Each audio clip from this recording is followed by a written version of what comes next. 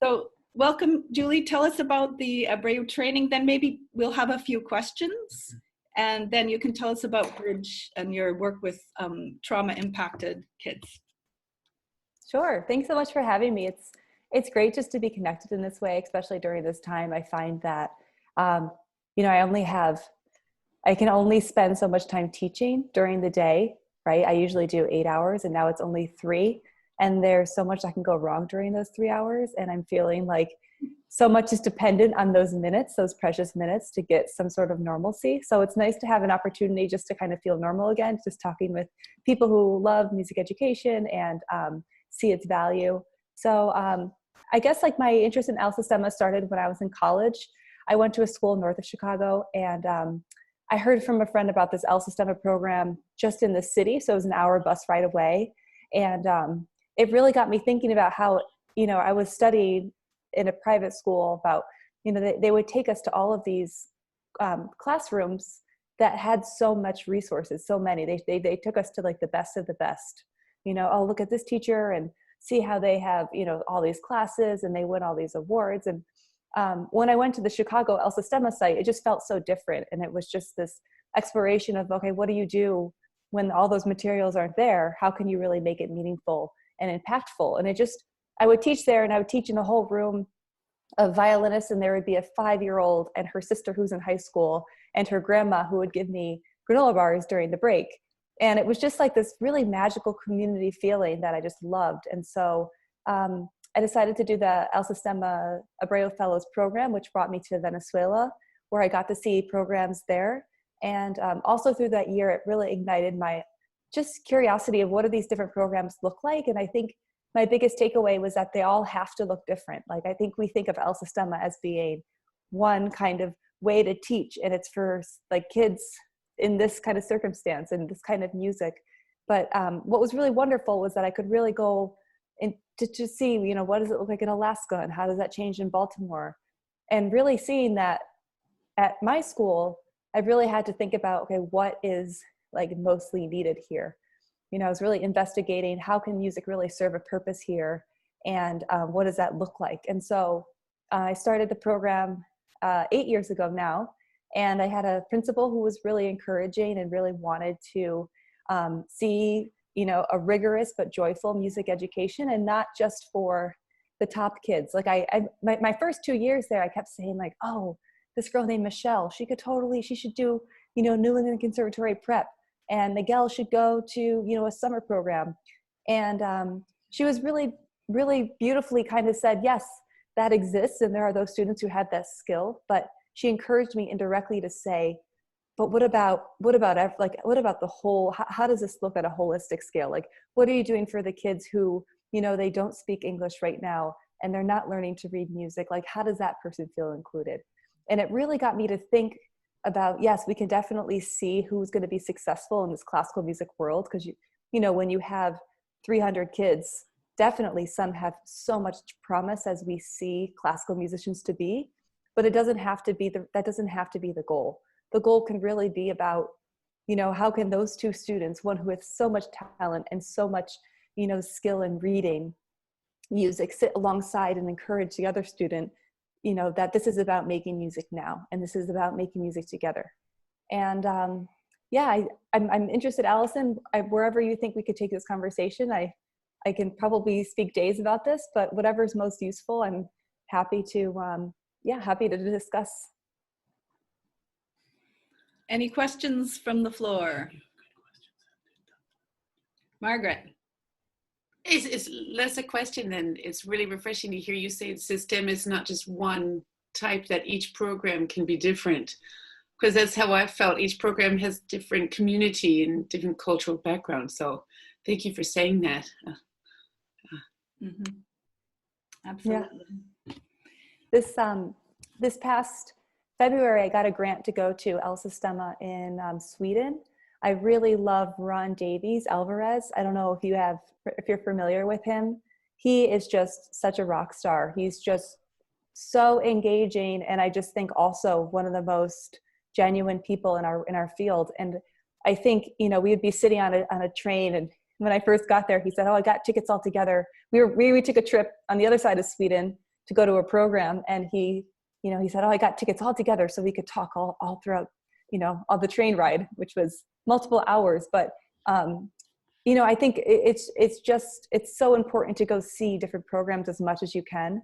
And just to go with such an open mind and understanding that, it might be different from yours. And that's the most beautiful thing. And I think when I go to those kinds of places, I just really try to get the energy and the enthusiasm. And I think, just the understanding that this work can be done. And so many people are there to remind you that there are tons of obstacles, but it's possible. So Ron, it has something called the Dream Orchestra in Sweden. It's in Gothenburg. So that's on the west side. Stockholm's on the east. And so it's in this, I think, the second most populated country, city. And Sweden has had a lot of recent migrants, and a lot of them are coming without family members. So the purpose is to really kind of nurture children who might not have support system within Sweden. And he does it through the orchestra. So 3 days a week, students come. And I was so fortunate that the day I visited, there was a brand new cello player who just sat first chair. And, Ron every day starts with an open string exercise. And it was almost like this human had been there this whole time, And I just think it was just so inspirational for me. And, I think back to Boston, when people who come in and they ask me about, the grant, people who, have to do fundraising. Oh, how do you integrate, how do you catch kids up? And, what do you do if the kids don't like it? It's just great to have those examples that, yeah, Ron's program looks so different from mine, but his spirit is totally what I want to bring back. And the fact that he just said, okay, we have a new cello player. He's going to do all the open strings with us. And just made him feel like part of the family. And I think for those, 90 minutes, that kid probably felt, so loved and so just a part of the energy. So, yeah. Awesome. Julie, could you speak about a couple of terms that I learned when I was there, working with kids who have learned helplessness? That term was new for me. It may not be new for other people, but some of those kids who don't sort of immediately rise and want to do the thing.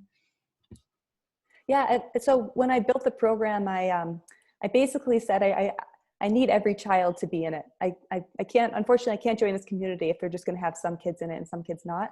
And so it was really, I just kind of begged and said, we have to do it every day, because if kids practice every day, they're going to get the skill, and they're also going to feel like they can do it, and they're going to see their daily progress. So I'm very lucky in that my wish is granted, and I can teach all the children. And so it's not for just some kids, it's really for everyone. And I'm also really intentional with my repertoire in that we pick pieces that are really empowering, like Dvorak, the Ninth Symphony, the ending is just like all the kids, they just love it. It's just like, how can you play that piece and not feel like so empowered? It also doesn't hurt that it's, it sounds like Jaws, but it's, I'm really surprised that they even play the beginning, but then they play the, like they love that theme too. And so back to the point is that I keep the repertoire all the same, and I keep it really engaging. So in first grade, they play this song. In second grade, they play this song. And, at first I thought it would be a little monotonous, but it's actually so crucial, because it gives some sort of benchmark, kind of like a karate belt has different colors. So in that way, I think the learned helplessness, it's the kids kind of always know where they should be. Like the curriculum is very, very obvious to them, and it's all attainable, right? It's not like they're playing songs too early, or or if they do play an easier song when they're older, it's kind of like this, oh yeah, I remember back when I was 5 and I did this one.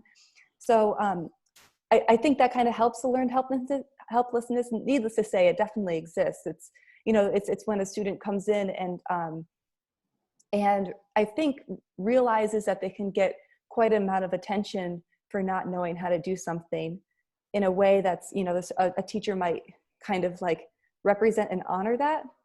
And it's having the curriculum very, very well defined.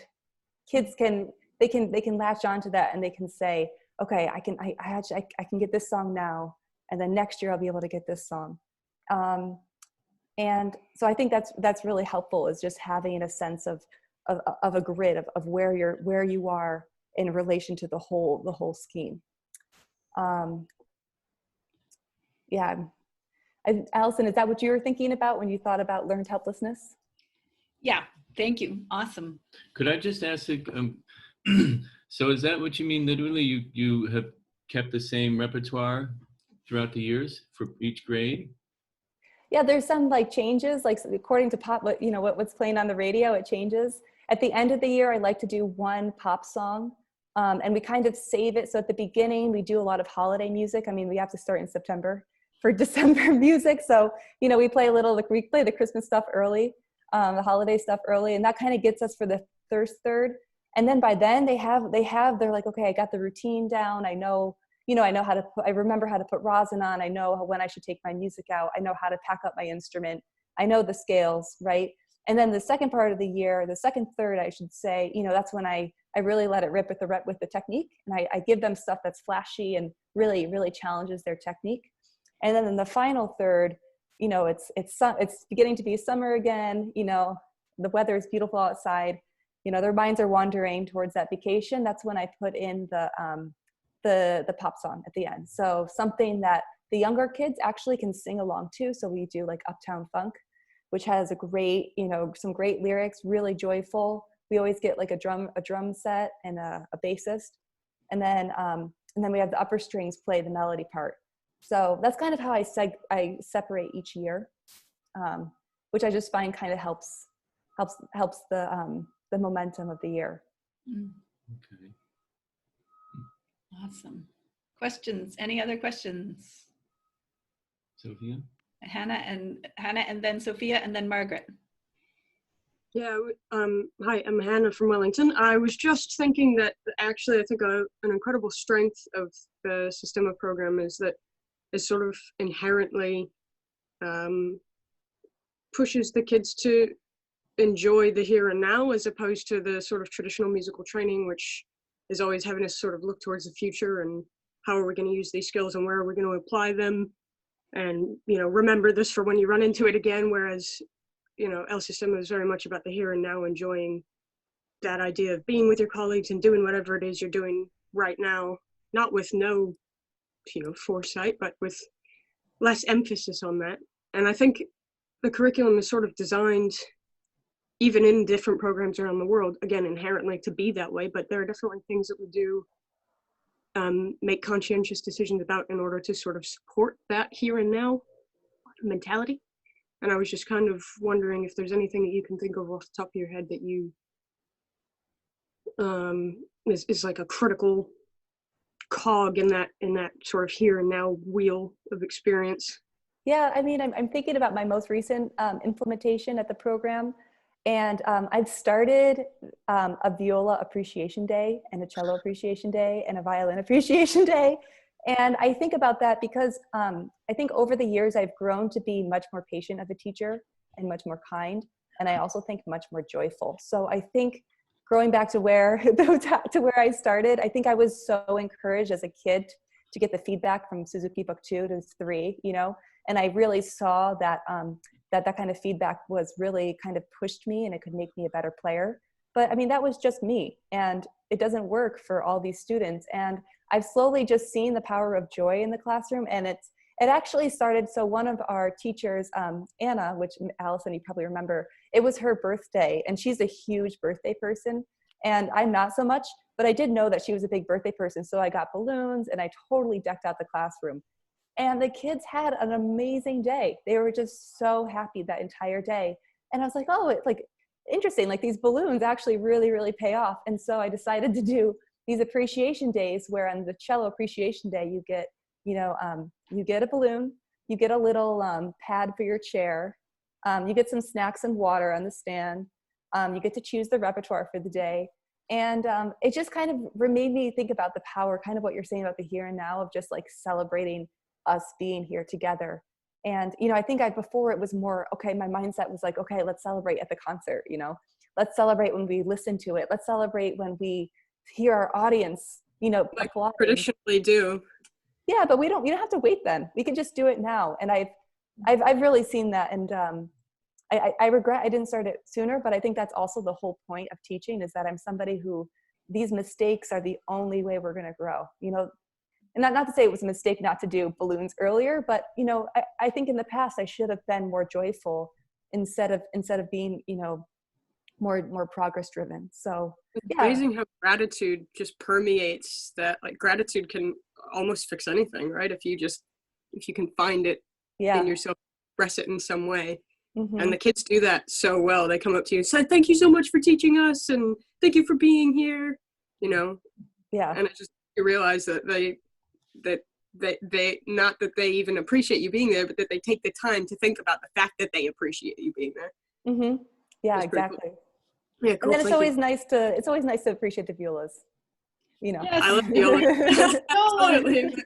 My partner's a violist, so that also goes. Sophia, speaking of violas, Sophia had a question, and then Margaret.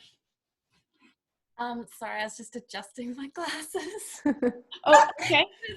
Margaret. Oh, typical violist. That's hilarious. I love it. I'm just confused. So you see every child every day, and you're saying first grade, second grade, third grade. So at the end for your concerts, do you have the first graders play, then the second graders, or do the older ones join the first graders, and slowly the first graders, second graders, they peel off? How do the concerts work? Yeah, that's a great question. That's actually what brought me to Sweden, because they have this side-by-side program that's massive. And I just wanted to better understand how do you program. So we have 335 kids playing in orchestra, and they do come every day. But let's see. So in the first concert, it's kind of crazy. Everybody plays the first concert, and it has an intermission. And at the end, we all sing a big song. And so that one, you just kind of hold your breath for. The second one, we do split up, and we actually rent a nearby theater.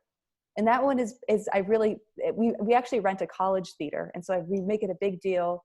You know, some of our students will be the first in their families to go to college. So that's a big thing. Okay. And it's also right in our neighborhood, which is fantastic, that Roxbury Community College is actually, you know, where they live. And so, so we rent out that hall, and that's kind of really special. And again, I really focus on technique, like listen to how, and the sound, the acoustics are pretty great at that hall. So it's really celebrating that. Also, we don't have the greatest attendance. What's the word? Basically, our audience is really loud. Like when our families come, there's not a culture of classical music set, and it's a joyful experience. When we rent this theater, it's more formal, and it kind of has this, we can bring the lights down, and it's just nice to kind of contrast those two concerts. The first one being really jovial, everyone's there, and it's, you know, it's the holidays, there's decorations up. And then the second concert, it's much more, okay, this is what, if you were to enter, you know, the Boston Symphony, it would look more like this. So it's kind of nice to have both. I think it kind of serves a bit different, you know, different purposes. And at the end, we do this great concert at the very end of the year where everyone's in it. And the younger kids are singing. So I'll do a pop song like Uptown Funk, and I'll have the younger kids singing, and then the older kids in grades 5 up, they actually play. Okay. Yeah. Mm-hmm. Yeah. Any other questions? Maybe you could talk about scaffolding, which I know about scaffolding a bit, but I saw in action so well there, like the 5 steps to learning a new song. First you point. I've observed that some of our kids, it's just the eye tracking across the line of music that's challenging for them. And so if they have a pointer, someone like literally pointing at the notes, it's transformative. So if you could speak to that a little bit. Yeah, sure. I think the most challenging thing about El Sistema, that if there is something that's similar, is that we're teaching in groups and not private lessons. I mean, a lot of people, especially people who give us donations, they want in the grant reports, you know, are the kids getting private lessons? And it's just an honest no. We don't have the resources for it. Also, I'm not sure if you experience this with your programs, but my students really don't like private lessons. I think they're accustomed to finding a one-on-one actually pretty threatening and pretty, they don't really know how to take that feedback. It can be harsh. And instead of thinking like, oh, this is a way that I can grow, they're thinking, oh, this is another opportunity for me to be judged. So intentionally, we don't have private lessons. And so then I had to think about what Allison was referring to. Okay, how do you teach technique to 40 kids at once and half of them are on different instruments? So what I did is I just really tried to find the common denominators. And I think I saw this in Allison's email, but one thing that used to really, really bother me is that my students do not know how to read very well. They don't know how to read music very well. And I've actually decided it's okay. And because at the end of the day, they're learning so well by ear. And I think the kids who are, more cognitively capable, they can figure out how to read. But when I have a group of 40 kids in 45 minutes, the easiest thing to do, and I think the most empowering, is if I say kind of what Allison says, okay, we're going to do A to B, we're going to do it 5 times. The first time you have to point, second time you have to finger along, third you do pizzicato, fourth you do shadow bow, and 5 you play it. And so what's happening is that for the 5 times, the kids, they point as it's like the first step of literacy, right? They're not necessarily counting the rhythm or differentiating the pitch, but they're at least figuring out, okay, this is how music will go, kind of what Allison was saying. And then the kids who are capable will begin to read it, and everybody else just learns by ear. And it's really been a lifesaver because, when you have 40 kids of so many different levels, I think it's actually quite easy to learn by ear. And I've been really surprised with how much, I think I used to think that like kids won't naturally be motivated. And I think it's true, right? Like what's really going to make them really want to get the C sharp from the C natural. But when you hear your friend next to you doing it, you definitely want to do it. And so it's a huge, I really think about, okay, how can I use this social group so much, in fact, that it's infectious. They want to get it. And then so what I do in my lessons, if I have 45 minutes, first 15 are scales. I always start with scales. They're so easy. I do D major scale 1 octave. Maybe in December I'll start G, but I keep it the same for the first 3 months. And during the scale, we do it in a lot of different rhythms because, I really feel that once you have the finger pattern down, just spend time developing that bow. I'm a huge, Suzuki really, really thought a lot about the bow. So how do you practice? We do all the twinkle rhythms on all the scales. Then we do slurs. And then after scales, what I'll do, I don't think Allison, you were here for this part, but I take out the magic 8 ball and we do 5 questions of, who wants to ask a question. And then I hold my breath when they ask if they want to be millionaires and what the 8 ball will say. And so then after that, I'll say, okay, we just had, now it's time to turn your brain to practice the practice techniques. And we'll do 5 levels, which Allison said. So first you point, then you point, and then you finger the notes, and then you pits, and you shadow bow, and then you play. So we'll spend about 10 minutes on that. And that's like really kind of drill work. And then I'll put a YouTube video on. I always try to show a video of non-white people playing instruments. I think it's just so crucial. So every day I try to have that visual and that connection. Maybe we'll look at their Instagram. And then we'll run through the piece. Sometimes I'll play with the track. So like if you order music from J.W. Pepper, it always is there's always like an audio. So the kids will play it with that and they'll be so excited because the sound is just so much bigger, or I'll just throw in any sort of beats and they'll play it on top of that. And then sometimes I end with the pass off. So I say, okay, the pass off today is measure 6. So it's really helpful that it's short because then when I go around to 40 kids, I can just hear that one measure and they can go. And it's so good for them because more than anything, do we want our kids to slow down their practice so they just practice, a tiny part. So that's kind of in a nutshell how about a 45-minute class works at our school.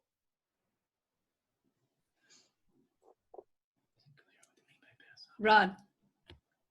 Hi, yeah, it's so fascinating to hear you talking, and so many similarities and wonderful things that you're doing. I'm really interested in the role of singing within your program and how you use it maybe within your instruction to embed some of those musical skills, whether that's appropriate within your context. Yes. So all the students in first grade start violin, and they start through the paper violin method, which is where they have to earn their part. So, earn the different parts of the violin to earn it. So basically they're given like this cardboard box, and they actually learn, they actually make the paper violin with their parents, which is a great way to get parents involved from the beginning. It's really joyful. It's like paper violin making is like just hard enough where you need the parents, but just easy enough that they don't give up. So we start that. And the reason this pertains to singing is because that's really when they start to learn the violin through singing. So all of the positions have different motions to it. And there's just all the songs kind of go back to, you know, this is how you learn to play violin, and this is where the notes are. So, and then before first grade, there are 2 years of K1 and K2, so preschool and kindergarten. And there they are, they're singing all the time. They don't have instruments, but we just really try to see, you know, how much can we get them singing. They sing the scale every day, and then they sing the first 3 songs in Suzuki Book 1 in solfege. So like Twinkles in solfege, Lightly Rose in solfege. I think we skipped Song of the Wind, but Perpetual Motion. So we're always singing those in solfege. And then in first and second grade, they are still singing. But in third grade, that's when they start to see their friends, I think, as cooler than their teacher. So I haven't really figured out a way to encourage the singing from 3rd through 8th.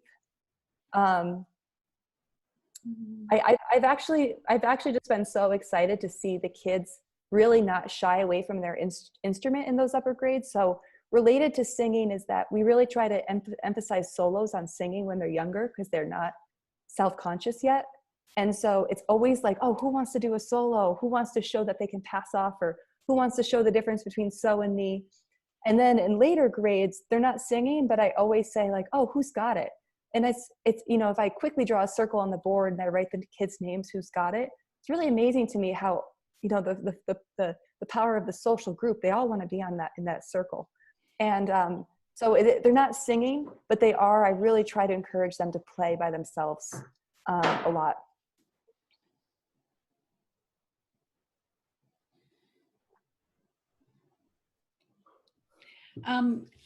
Julie, could you speak just a little bit about characteristics of kids with trauma or adverse childhood experiences that you've observed? We're running out of time, but we still have 5.5 minutes. I see the timer at the top, sure.